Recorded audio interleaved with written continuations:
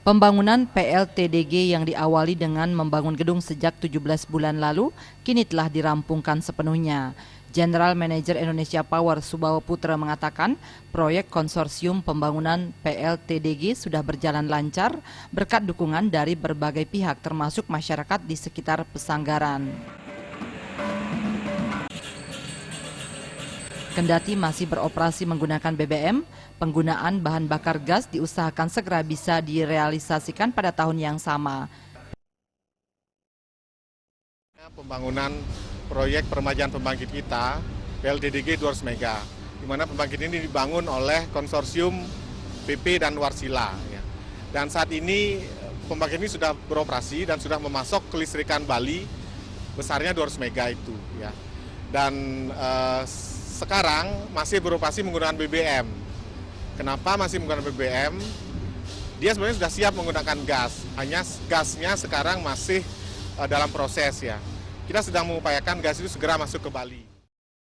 Pihak yang diajak bekerja sama oleh PT Indonesia Power juga menilai proyek berjalan sesuai rencana.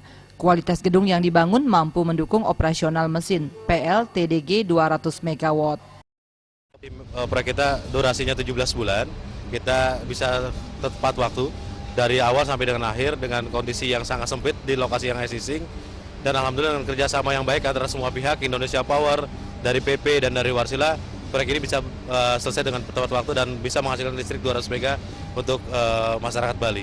200 megawatt power plant with Indonesia Power Consortium, Warsila, PP, and it's great story from beginning, middle of Bali, and it's very good power plant, I can say. Great teamwork together with all parties.